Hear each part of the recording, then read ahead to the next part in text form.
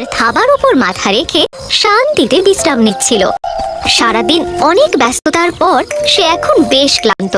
যেই সে চোখ বন্ধ করলো, সে একটা খসখস শব্দ শুনতে পেল।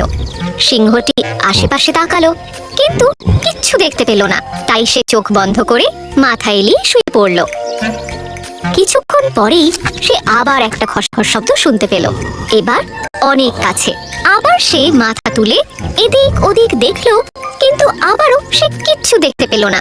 এটা হয়তো আমার কল্পনা, সিংহ ভাবলো, এবং একটা বড় হাই তুলে সে আবার চোখ বন্ধ করলো। সিংহ প্রায় ঘুমিয়ে পড়েছিল। যখন সে তার পায়ে একটা সুরসুরি অনুভব করলো, তখন সে চোখ খুললো। সে দেখলো একটা ছোট্ট ইঁদুর তাকে পাশ কাটিয়ে পালানোর চেষ্টা করছে। বিড়ালের গতিতে সিংহ তার থাবা দিয়ে ইঁদুরটাকে চেপে ধরলো। তোমার এত দুঃসাহস কি করে হয় আমার ঘুম ভাঙানোর? সে গর্জে উঠলো, এবার আমি তোমায় খেয়ে ফেলবো। ইঁদুরটি বলল, হে মহান সিংহ, আমি মোটেই আপনাকে বিরক্ত করতে চাইনি। সত্যি আমি শুধু জঙ্গলের অন্য প্রান্তে যাওয়ার চেষ্টা করছিলাম। দয়া করে আমাকে বাঁচতে দিন, আর একদিন নিশ্চয়ই আমি আপনাকে ঋণ শোধ করব। এই কথা শুনে সিংহ হেসে উঠল। তুমি আমাকে সাহায্য করবে? তোমার মতো এক ক্ষুদে ইঁদুর আমার মতো বিশাল সিংহকে সাহায্য করার কথা ভাবলো কি করে? হ্যাঁ, আমি জানি না, ইঁদুর মাথা নেড়ে স্বীকার করলো। কিন্তু একটা সময় আসবে যেদিন সত্যি আমার সাহায্য আপনার প্রয়োজন হবে, আর সেই দিন আমি আপনার পাশে থাকবো। সিংহ ইঁদুরটিকে ভালোভাবে দেখলো। ক্ষুদ্র হওয়া সত্ত্বেও সে বেশ সাহসী। শেষমেশ সিংহ সম্মতি জানালো। বেশ, তাহলে ইঁদুর, আমি এমনিতেও এত ক্লান্ত যে তোমাকে এখন খেতে ইচ্ছে করছে না। তুমি এখন এখান থেকে যেতে পারো। অনেক অনেক ধন্যবাদ। এই বলে ইঁদুর দ্রুত বেগে চলে গেল। কয়েক মাস কেটে গেল। সিংহ আর ইঁদুরকে দেখতেও পায়নি, আর তার কথাও ভাবেনি।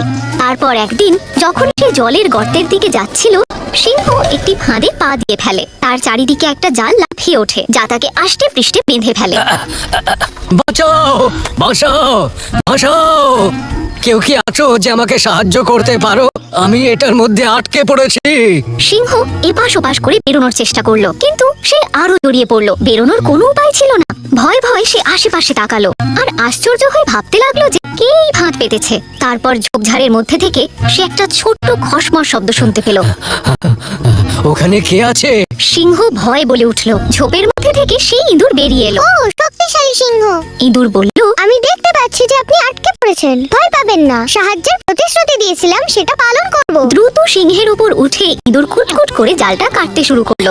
একটা একটা করে সুতো ছিঁড়ে যেতে থাকলো, এবং অবশেষে সিংহ মুক্তি পেল।